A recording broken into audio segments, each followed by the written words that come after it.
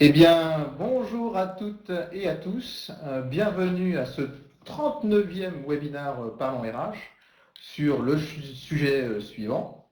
Entreprise agile, comment passer d'une organisation figée à l'amélioration continue? On va voir tout de suite ce qu'il en retourne au travers de ce titre. J'ai le plaisir, pour pouvoir adresser cette thématique ce matin, de recevoir un spécialiste, Nicolas Pagnolin, innovation stratégiste IMIA chez Workday. Bonjour Nicolas. Bonjour à tous, bonjour Thomas. Oui, on a laissé la caméra parce qu'on échangeait sur le contexte et puis des choses un petit peu plus plaisantes. Donc on a déjà pu échanger un petit peu et on voulait vous faire profiter aussi de ces petits moments de convivialité. Alors, quel va être le sommaire de ce webinaire qui durera donc 45 minutes? 3 questions. J'allais dire très simple. Non, pas du tout en fait. Comment caractériser aujourd'hui une entreprise agile? On parle beaucoup de l'agilité, donc justement, Nicolas nous reviendra sur ce qu'on entend et quelles sont les caractéristiques de l'entreprise agile. Pourquoi le sens de la mission, la raison d'être, est-il devenu aussi important, peut-être encore plus aujourd'hui qu'hier et encore plus demain qu'aujourd'hui? Et puis enfin, peut-être le cœur du sujet, ce vers quoi on tire, c'est les outils, ou en quoi les outils, les solutions digitales peuvent-elles réellement aider dans cette dynamique de transformation culturelle et d'engagement des collaborateurs. Voilà le sujet de ce webinaire aujourd'hui. Vous pouvez bien évidemment télécharger la présentation à l'issue du webinaire. Vous pouvez le commenter à l'issue, le noter même, et on vous invite à le faire parce que c'est ce qui nous permet, nous aussi on est dans l'amélioration continue, en fait on essaye en tout cas, et on regarde avec beaucoup d'intérêt l'ensemble des commentaires qui nous sont émis, y compris sur les prochains sujets que vous souhaitiez que l'on adresse au travers de ces webinaires Parlons RH. L'élément essentiel, c'est que vous puissiez, dans la boîte de chat, comme vous avez commencé à le faire, bonjour à tous, n'hésitez pas à vous présenter dans cette boîte également, mais vous pouvez, vous devez, j'insiste là-dessus, poser vos questions à Nicolas, faire vos retours d'expérience, partager vos commentaires sur cette thématique. On est là vraiment pour vous, enfin surtout Nicolas, pour pouvoir échanger sur ce sujet. Et bien justement, Nicolas, est-ce que tu peux te présenter à notre audience et nous dire, pour ceux qui ne connaîtraient pas encore la société Workday, qui es-tu et qu'est-ce que Workday, si je puis dire? Alors je vais commencer par moi. Donc Nicolas Pagnolin, moi j'ai un parcours atypique, on dirait. J'ai commencé avec une formation en informatique. J'ai commencé chez Michelin en province, dans le manufacturing. J'ai passé une dizaine d'années dans cette entreprise. D'abord à concevoir des logiciels pour piloter les usines, et puis ensuite au département du personnel, ce qu'on appelle la RH chez Michelin. Et c'est dans ce cadre-là que j'ai découvert le monde du SaaS, du software as a service, en participant à la sélection de la nouvelle plateforme de recrutement pour Michelin, pour le monde. Et de fil en aiguille, j'ai basculé complètement et je suis passé du côté des éditeurs dans la vente de logiciels de ressources humaines chez des noms que vous connaissez sans doute, Taleo, Oracle, et puis désormais depuis 7 ans chez Workday.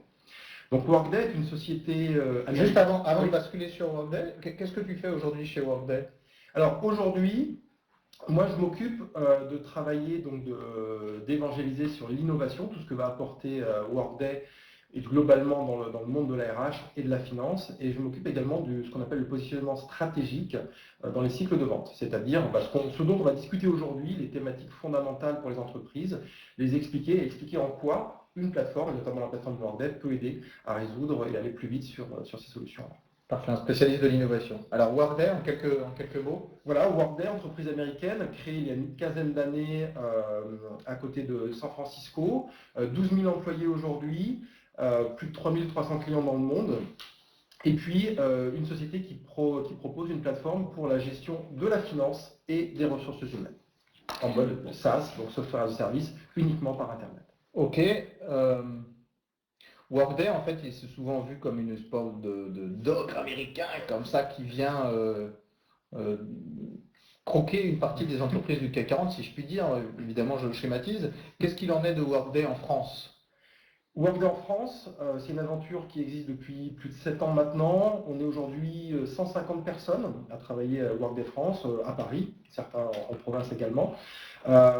Sur ces 150 personnes, on a 40 personnes qui sont dévolues vraiment à l'adaptation au marché français exclusivement et qui notamment maintiennent notre logiciel de paye pour la France au quotidien et qui ont été capables, par exemple, d'implémenter les problématiques de chômage partiel en quelques jours pour nos clients de Paye France. D'accord, donc l'adéquation au réglementaire français est parfaitement assurée, malgré le caractère parfois un peu hégémonique, mais je schématise évidemment, c'est plein de préjugés que j'évoque là. Absolument. On a une soixantaine de clients dont le siège est en France aujourd'hui. Et sur des entreprises qui utilisent Workday en France, on est un peu plus de 400 aujourd'hui. Oui, donc, donc une belle implantation en France. Juste pour poursuivre quelques secondes sur Workday, là aussi ce sont des préjugés. Moi j'entends souvent dire Workday c'est tout ou rien. Alors, désolé de commencer notre échange par ça, mais c'est important de les enlever les préjugés. Alors, je suppose que si je te dis ça, tu vas me dire non, pas du tout. Mais est-ce que Workday c'est tout ou rien ou pas? Non, ça fait partie des mythes et légendes autour de Workday. Workday, c'est pas tout ou rien. On va avoir des notions de trajectoire de déploiement. Et surtout, au-delà du tout ou rien, Workday, pour garantir la cohérence des processus et que à tout instant les données soient justes, quels que soient les mouvements de business ou de personnes, on doit avoir la main sur quelques référentiels qui sont très structurants et sur une partie du dossier employé. Donc ça, c'est des discussions qu'on a durant les cycles de vente, mais il est fondamental dans la vision, et encore une fois, c'est un critère d'adoption fondamental, la donnée juste tout le temps, de faire en sorte que ce système et la main maîtrise quelques données et quelques référentiels. Mais ce n'est pas tout et qui croque tout. Workday s'inscrit dans un écosystème, dans un paysage informatique existant et qui est mouvant et qui existe comme ceci. En fait, Workday, c'est pas aussi manichéen que je le disais, mais si on veut une solution structurante, on doit prendre en fait des pans fonctionnels structurants, donc un minimum des briques de base, briques de base, avec notamment la donnée, ce que tu viens d'évoquer, qui est au cœur du système. C'est peut-être un peu ce dont on va parler, peut-être plutôt vers la fin de ce webinaire. Absolument. Allez, une dernière question sur Workday, parce que ça me titille. Je vous connais quand même un petit peu. Là, je forçais un petit peu le trait sur l'image de carte postale qu'on peut avoir, en tout cas les préjugés. Je sais que vous avez une culture très très forte, très intéressante. J'essaie de faire le lien d'ailleurs avec notre webinaire. Est-ce que tu peux nous dire vraiment en 2 mots quelles sont les caractéristiques, alors pardon, c'est peut-être un challenge impossible, mais quelles sont les caractéristiques de cette culture et comment est-ce qu'elle au-delà des mots, comment est-ce qu'elle se matérialise, j'ai envie de dire, comment est-ce qu'elle se concrétise sur le terrain, parce que c'est ça qui est important, au-delà des grandes valeurs presque théoriques. Absolument, c'est fondamental. La devise de Workday, pour rester dans les mots et on va aller au-delà après, la devise de Workday, c'est, traduit en mauvais français, des employés heureux font des clients heureux, des clients satisfaits. Et ça, c'est vraiment notre mantra, on se le répète tout le temps. Et au quotidien, des employés heureux, c'est par exemple ce qu'on appelle le snack programme, avoir à manger tout le temps partout, ce qui fait que dès qu'on arrive dans la boutique, on prend à peu près 2 kilos le premier mois. Mais au-delà de ça, de manière plus concrète, c'est de se dire que l'aspect personnel est prépondérant sur tout le reste. Et si vous devez prendre 2 heures, rester chez vous parce que votre enfant est malade, ou pour n'importe quelle raison, et que vous devez annuler un meeting 20 minutes avant, il y a toujours quelqu'un dans l'entreprise qui va vous relayer au pied levé. Personne ne vous blâmera pour ça.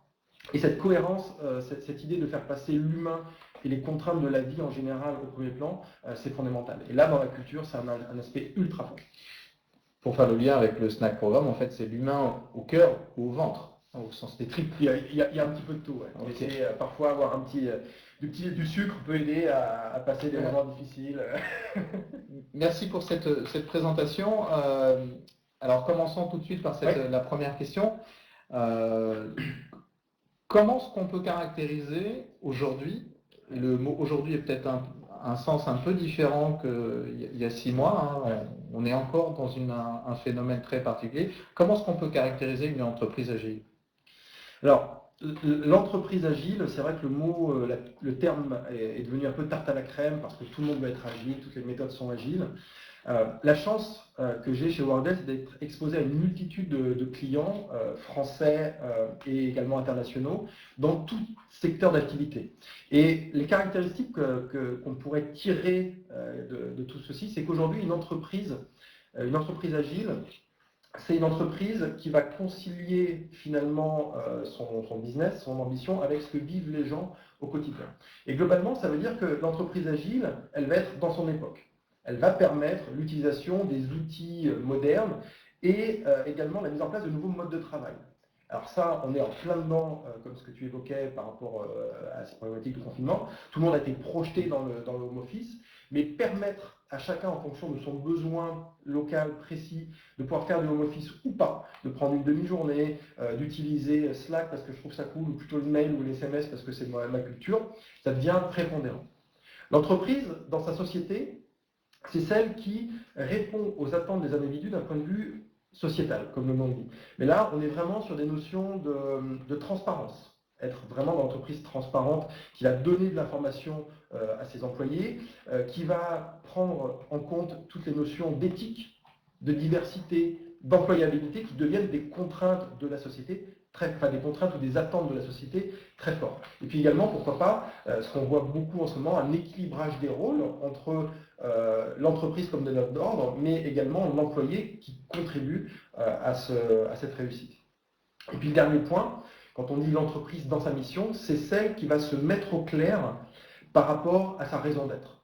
Et vraiment sa mission au sens strict. Alors, on a en France la loi Pacte qui définit qu'on puisse inscrire la raison d'être des entreprises à mission. Et au-delà de ça, et ça on l'a vu dans le monde entier, le fait de retrouver une cohérence et de redonner du sens à la mission même de l'entreprise est un vecteur prépondérant dans l'engagement des employés. Qu'ils sachent à quoi ils contribuent, à quoi ça sert. On peut peut-être préciser, parce qu'il ne faudrait pas que ton propos puisse paraître déconnecté de la situation que l'on vit aujourd'hui. Je précise juste que le thème de ce webinaire avait été identifié bien avant la crise sanitaire, en début 2020, même presque fin 2019. Et il nous a semblé important, avec Nicolas, de quand même le maintenir.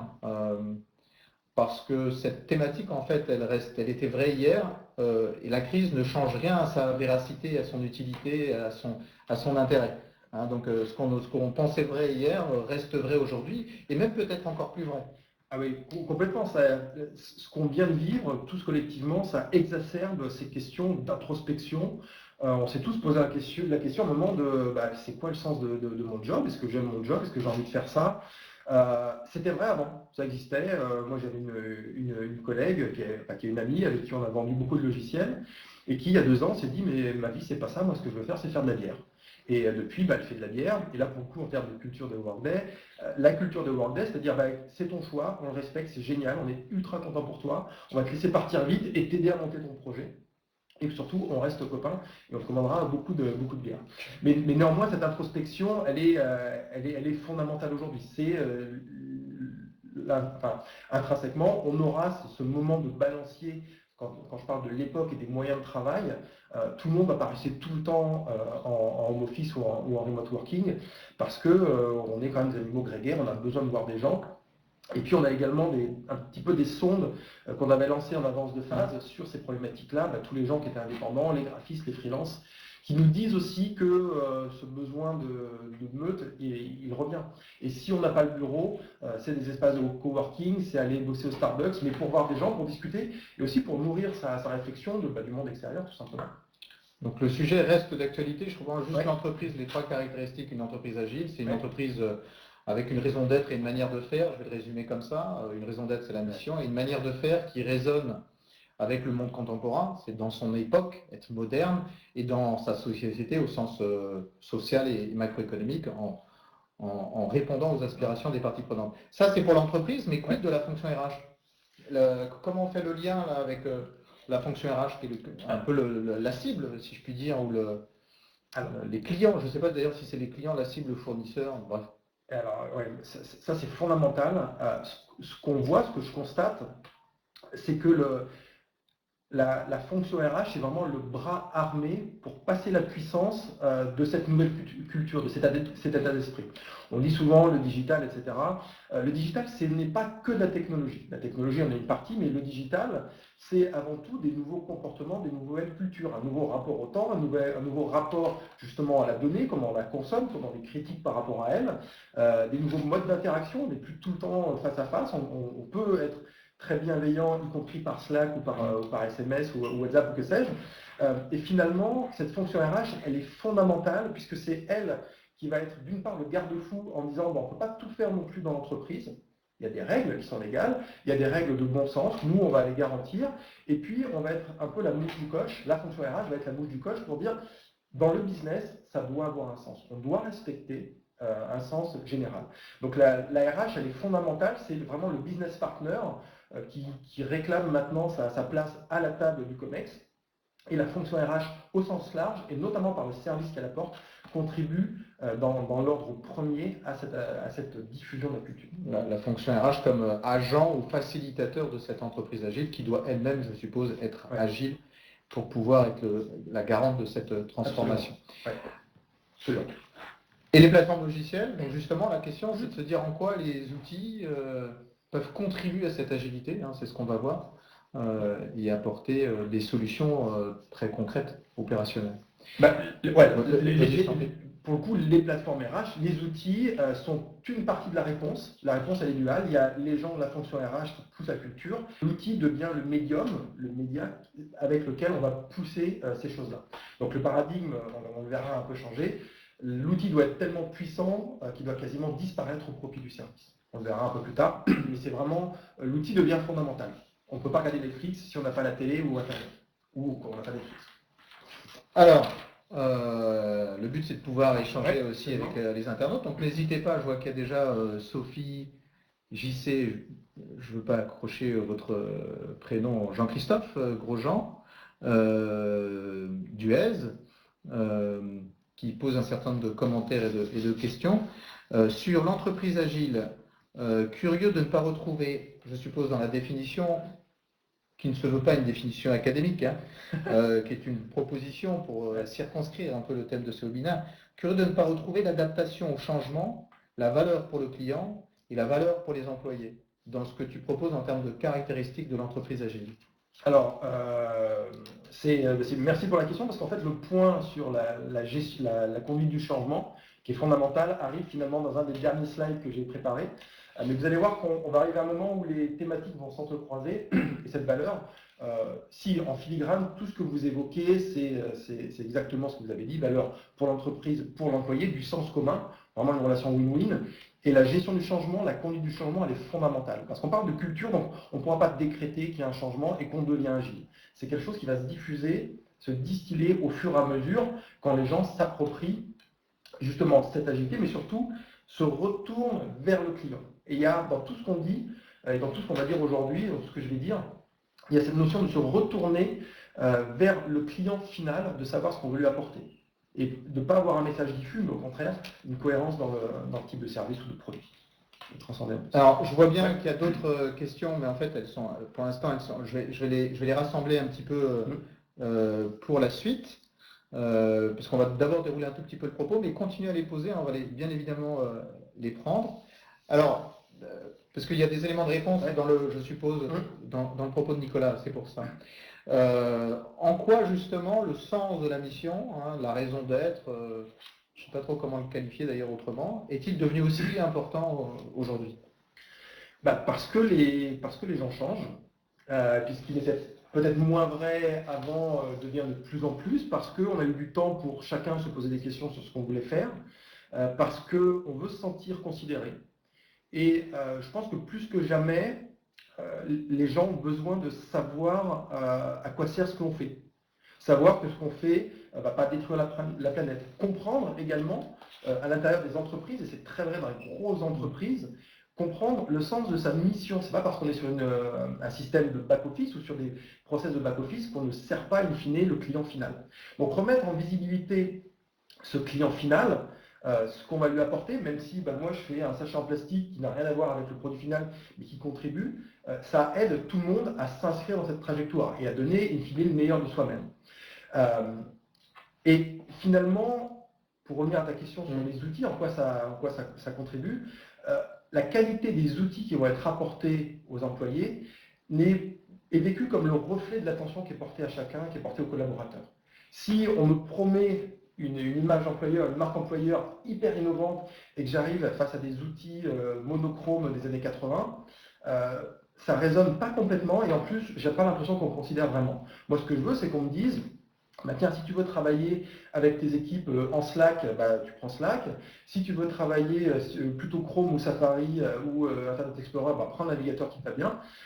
Donner un peu de flexibilité dans un cadre légitime, mais faire en sorte que les outils soient le plus simples possible. Et surtout, supprimer les irritants traditionnels qui empêchent les gens de se focaliser complètement sur leurs tâches. Si moi, mon truc, c'est de travailler sur l'intelligence artificielle ou de produire ou faire des contrôles qualité sur des caisses, j'ai pas envie d'apprendre les 3 ou 4 moyens d'accès pour trouver mes bulletins de paye, mes congés, etc.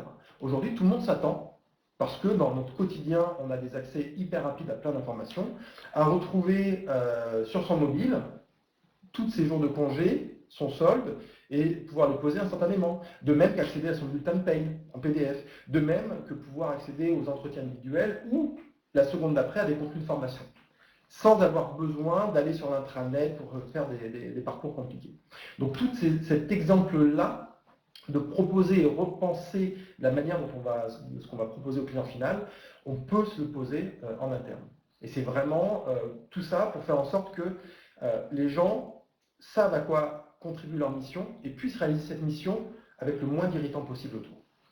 Ok, est-ce que en fait le monde change et l'entreprise doit changer aussi et Facebook ou nos petits joujoux type iPhone, tablette existent dans la vie privée, pourquoi ça n'existerait pas dans la vie professionnelle, et notamment bien sûr au niveau RH, tu cites le fait d'accéder au bulletin de paye, à la formation, tu as cité un autre exemple.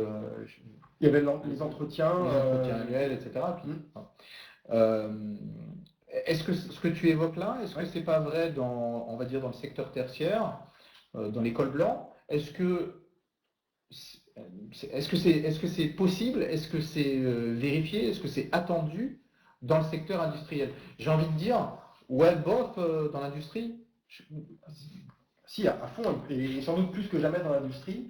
Parce que dans beaucoup d'entreprises, les agents, les ouvriers, les cols bleus étaient souvent traités comme la dernière roue du carrosse en disant bah, les gens sont là, ils n'ont pas forcément besoin de cette information.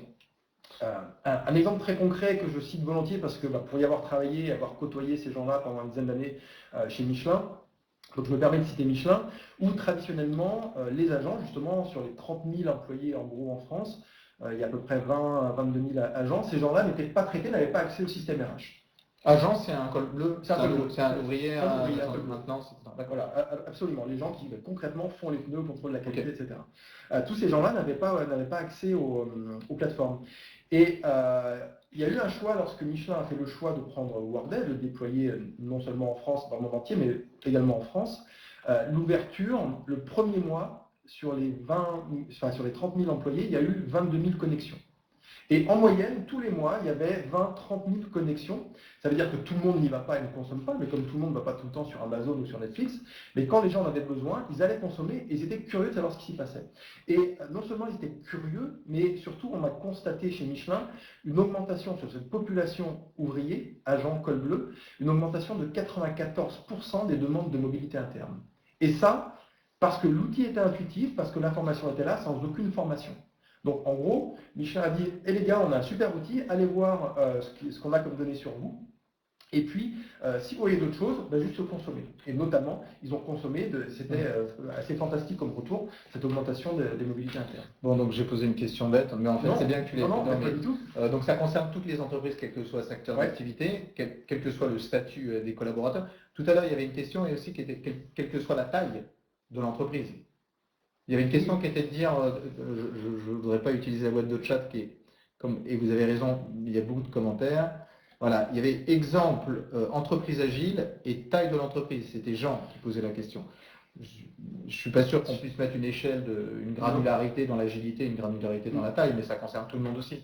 Je pense que il y a vraiment la taille de l'entreprise est souvent intimement corrélée à l'ancienneté de l'entreprise et c'est aussi des moments, un peu comme le développement d'un humain, il y a des moments où on grandit, on est ado, on a le corps un peu chelou, on avance et puis à un moment on structure, on va se poser d'autres questions.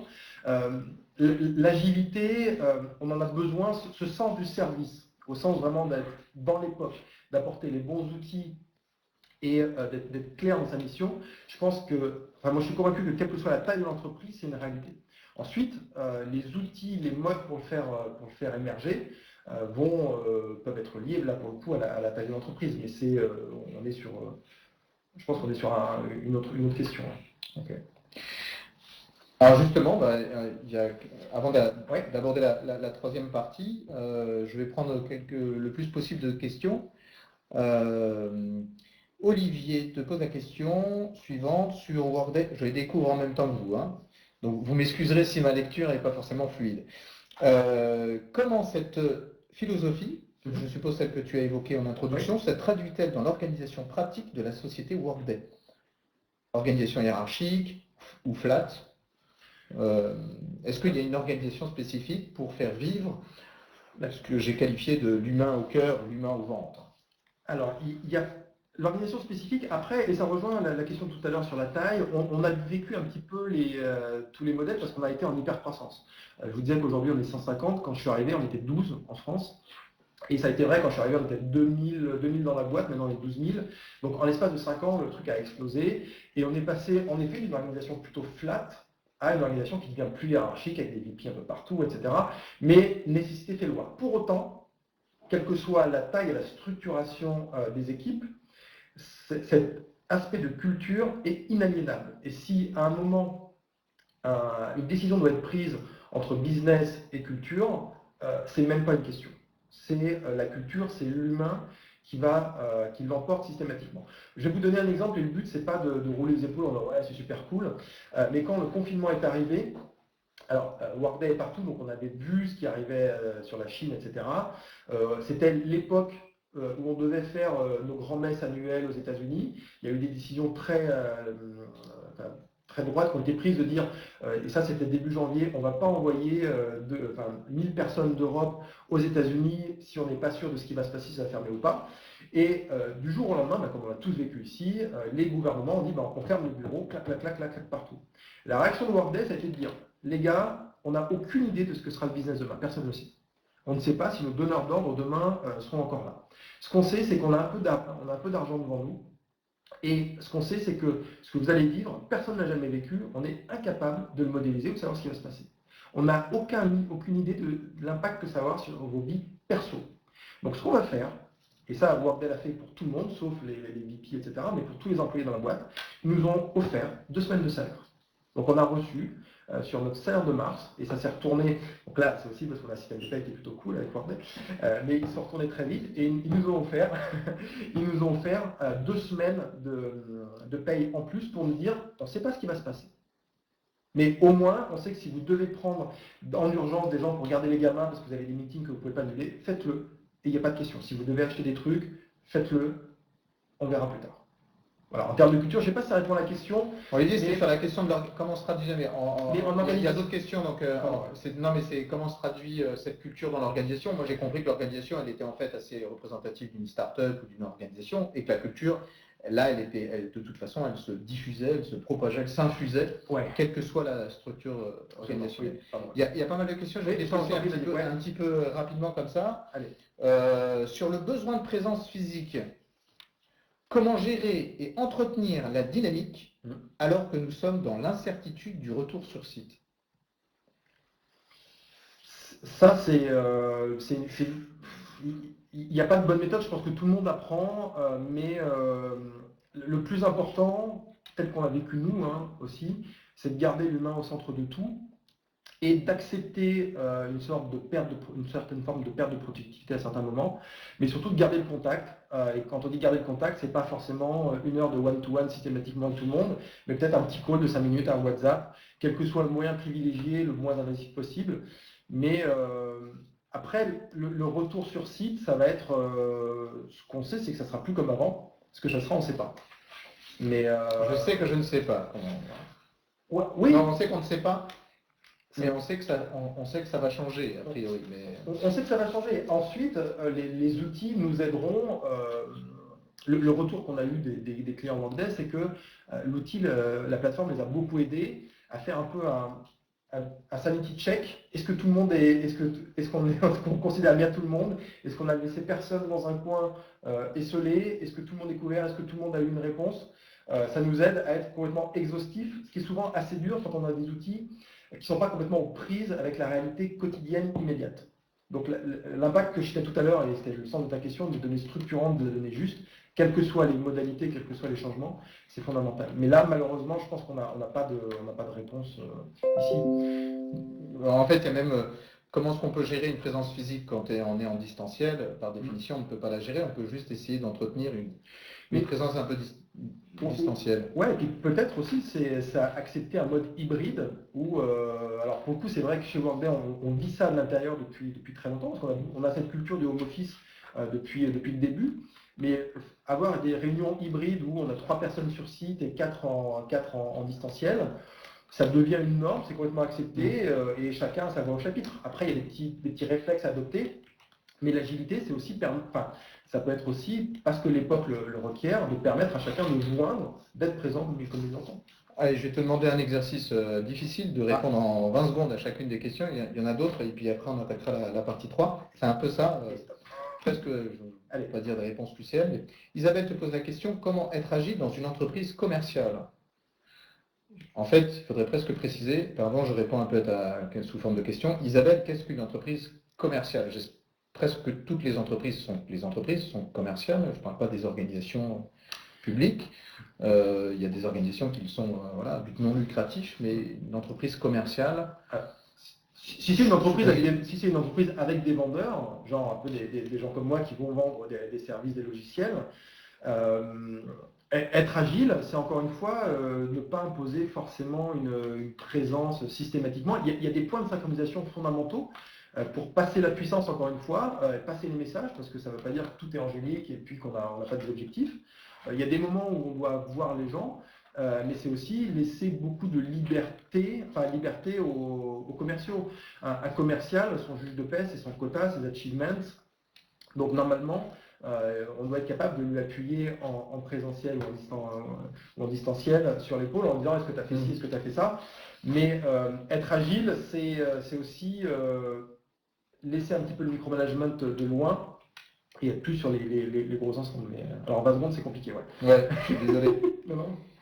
Christine, la complexité doit-elle être prise en compte et intégrée? Comment cela se traduit-il dans la stratégie digitale?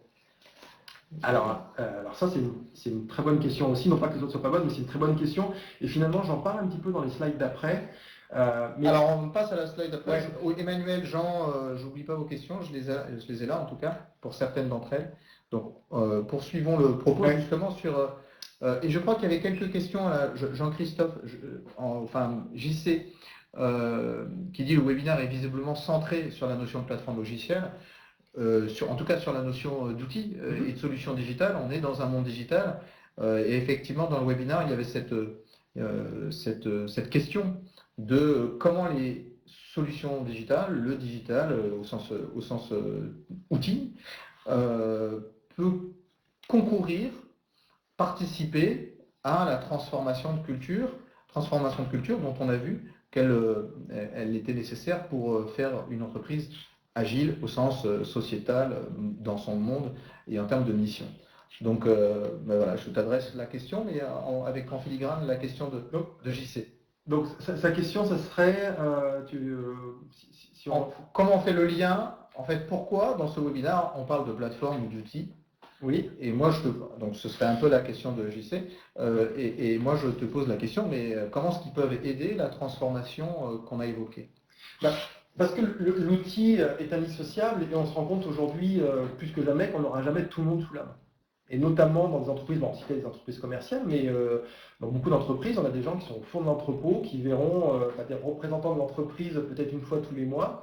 Quoi de mieux pour garder le lien, prendre la température, prendre le pouls de ces gens-là, que de pouvoir les capter sur le mobile. Alors certes, avec, pourquoi pas, on peut leur téléphoner, mais pourquoi pas, parfois, parce que en fonction des générations, des gens sont très à l'aise au téléphone, d'autres préfèrent le WhatsApp, d'autres préfèrent le machin, peut-être leur envoyer 2-3 questions, certaines personnes seront plus à l'aise avec des petits sondages. Est-ce que tu as l'impression d'avoir un impact? Est-ce que tu te sens bien? Est-ce que tu te sens considéré?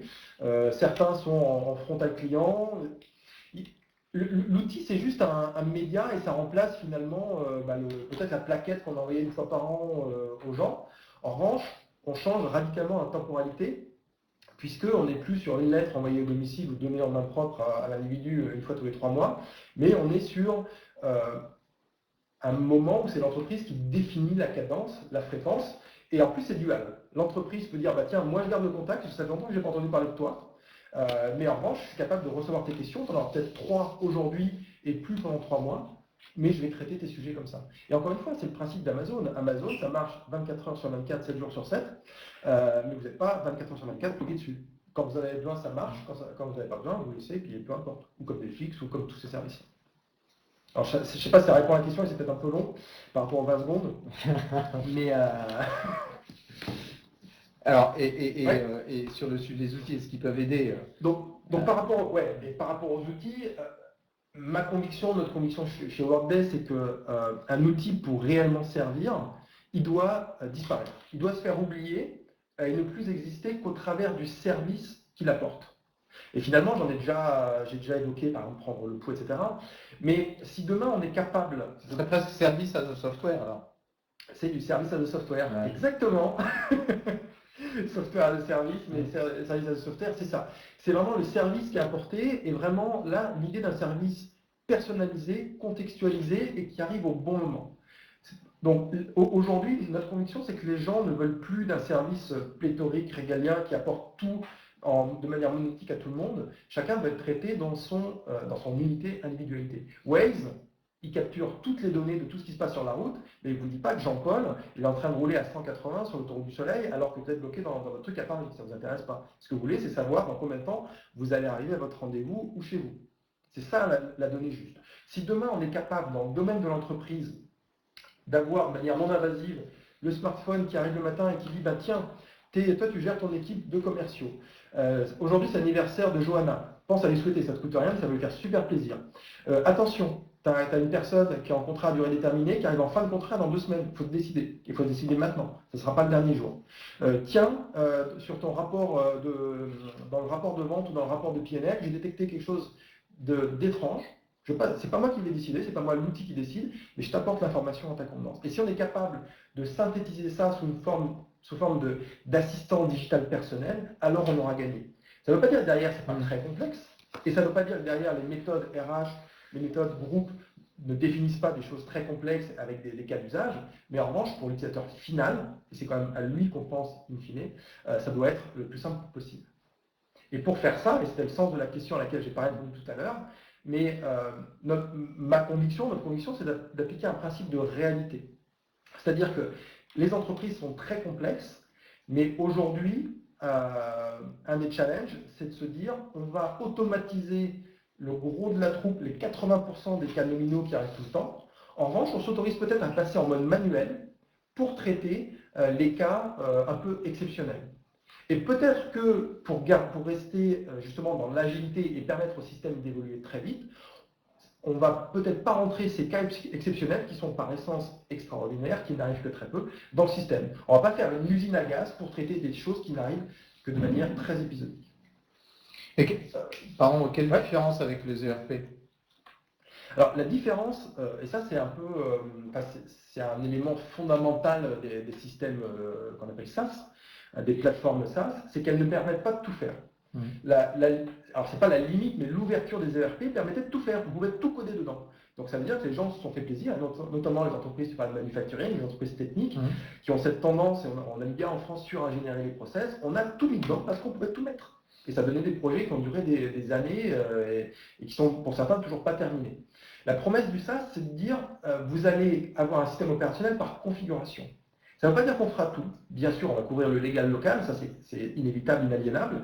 En revanche, sur les cas d'usage, notre conseil, et on va déterminer ça durant des ateliers, c'est de traiter les cas d'usage les plus fréquents, les automatiser au maximum pour que ça aille vite, et le reste, soit on automatise si c'est 5%, mais si c'est vraiment des cas épisodiques, peut-être que le traitement manuel c'est la bonne solution. Ok. Il nous reste 5 minutes, mais on va alors là, il y a une synthèse. Je sais pas, alors cette synthèse, ça fait écho à ce que je disais tout à l'heure, et c'était une des questions, c'est que ce qui est très intéressant dans ce sujet, et aussi très frustrant, parce qu'on pourrait en parler pendant des heures et des heures, c'est que tout est imbriqué, tout est articulé. Il n'y a pas une réponse et on ne peut pas siloter. Si vous voulez, autant il y a l'époque, la société, la mission, autant les piliers d'entreprise agile, ça va être de faire un choix de plateforme pour l'innovation. Autrement dit, la plateforme que vous choisissez doit pouvoir évoluer ultra facilement. Évoluer d'elle-même et apporter des services comme le machine learning, qui là vont vraiment aller dans la personnalisation, mais aussi évoluer pour permettre des nouveaux usages. On a vu avec la crise, par exemple, et parce qu'aujourd'hui on est vraiment dans du travail par équipe, que le mail tend à disparaître au profit des Teams, de Microsoft ou des Slack. Permettre demain une plateforme qui permet de poser des questions, tiens, combien il me reste de jours de congé directement depuis Slack, ou donner un feedback à un collègue directement depuis Slack, dans cet outil RH, ça change radicalement le jeu. La simplification en masse pour la donnée juste, c'est exactement ce que je viens d'évoquer, c'est penser les process non pas en termes de silos fonctionnels, mais en termes d'utilisation de bout en bout. Qui sont les clients de ce process? Ça ne veut pas dire que nous, méthode super utilisateur, ça va être compliqué. En revanche, on va simplifier l'expérience pour que, en bout de chaîne, en début et en bout de chaîne, les gens puissent lever une demande et recevoir la réponse de la manière la plus simple possible. Et que systématiquement, quand j'ouvre mon truc ou quand j'ai une réponse, ça soit une donnée juste, qu'on ne me dise pas l'intitulé de poste que j'avais il y a 2 mois. Ça n'a pas de sens. Et puis pour revenir, et ça c'est aussi la question du début, la culture pour donner du sens, c'est que tout ça, toute cette notion-là, c'est une combinaison qu'on ne peut pas définir stricto sensu, mais entre cet espace de culture où la fonction RH et les gens doivent s'imprégner, diffuser cette nouvelle orientation client, et puis les outils qui vont permettre justement d'appuyer cette donnée juste, qu'on prenne des décisions basées sur des données justes. Donc cette culture et la gestion du changement, elle est fondamentale à cet aspect-là, puisqu'on ne pourra pas satisfaire de dire, bah, tiens, une super plateforme, je te pose là, et puis surtout bon courage. Non, on va poser une plateforme, un outil qui va faciliter beaucoup de choses, mais après il faut mettre tout ça en musique, et c'est là où la culture du changement arrive, pour éviter ce qui a été théorisé sous le nom de digital deadlock, c'est de dire, bah, on a acheté un super truc, je te pose ça là, et puis ça marche tout seul, et puis c'est déceptif parce que finalement personne ne s'en sert. Non, l'engagement, ça ne se décrète pas, ça se crée là. Il y a une forme de triptyque de l'agilité, si je puis dire, c'est la culture, l'attitude, la posture, le process, l'organisation. J'ai presque envie de mettre la data là-dedans, et l'outil qui a un effet structurant, mais qui ne se suffit pas à lui-même. Absolument. On va prendre une ou deux petites questions vraiment très rapidement. Je m'excuse pour tous les autres. C'est un peu la rançon de la gloire, si je puis dire. Il y a beaucoup de questions, on ne pourra pas toutes les traiter. Emmanuel te pose la question suivante. La technologie n'avance-t-elle pas plus vite que les attentes des individus? Je ne crois pas. Ma conviction là-dessus, c'est qu'il y a quelques grands donneurs d'ordre qui modèlent, qui façonnent notre rapport justement avec ces outils-là. Alors, bien sûr, il y a des outils qu'on ne va pas utiliser, il y a des feux de paille, il y a des hypes, mais il y a des choses qui changent notre rapport au temps, et encore une fois, quel que soit le jugement qu'on a sur Amazon, sur ces plateformes, ils ont changé notre rapport au commerce. Netflix a fondamentalement changé notre rapport à la télévision linéaire, la consommation de contenu. Airbnb a changé notre rapport au voyage de manière assez simple. Donc il façonne, et c'est plus que la technologie, c'est cet ensemble global dont les gens s'apprennent aujourd'hui. Tout à chacun, quel que soit son niveau socio-professionnel, veut pouvoir accéder à sa banque en ligne, aux notes des enfants sur le mobile, et s'attend à ce que tout soit disponible là-dessus. C'est la vie, c'est comme ça que ça se passe aujourd'hui pour beaucoup de gens. Ça ne veut pas dire que tout le monde doit être là-dedans. Il y a des gens qui sont hermétiques, et c'est tout aussi légitime que d'adorer les smartphones. Il faut aussi pouvoir leur répondre. Donc il y a, la technologie évolue pour répondre à certains besoins, mais il y a aussi une myriade de personnes à qui répondre. Et en fait, je vais prendre la question presque un peu dans l'autre sens. La technologie n'avance-t-elle pas plus vite que les attentes des individus? Moi, je le resitue. Là, tu as répondu d'un point de vue sociétal, macroéconomique. Si on le resitue d'un point de vue microéconomique, je pense que les attentes des individus avancent beaucoup plus vite que la réponse apportée par l'entreprise. En fait, dans les exemples que tu viens de citer.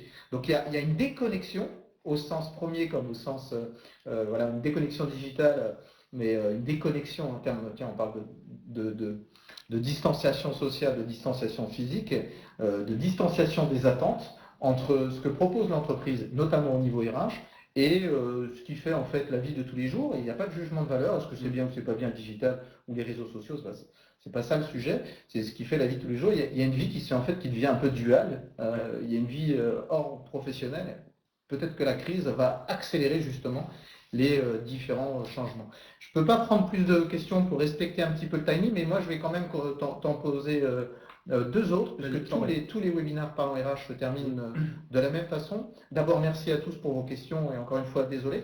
Merci à toi de ta présence. Merci infiniment, mais j'ai deux questions encore.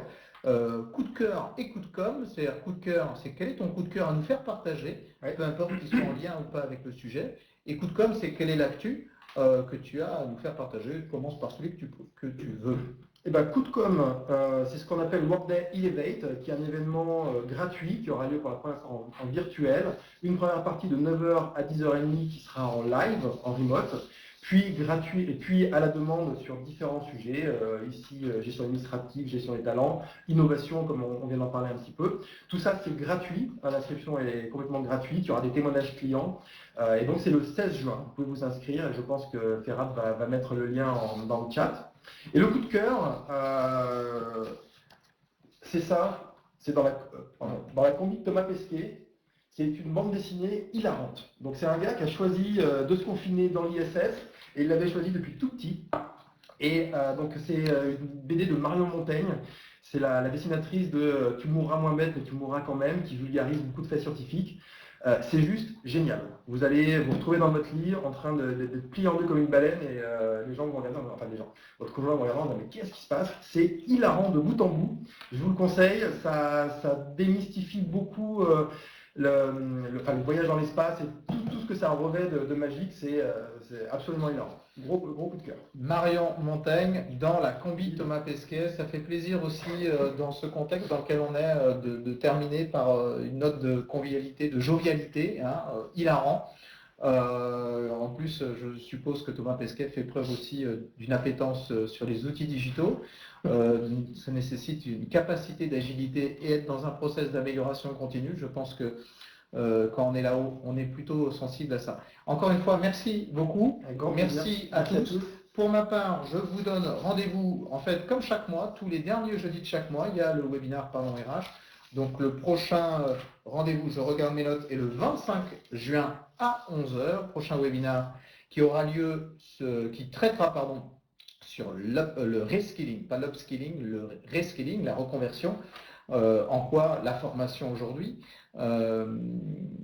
est particulièrement importante, et ça sera avec la société Cornerstone. Merci encore, merci à tous et à très bientôt. Au revoir.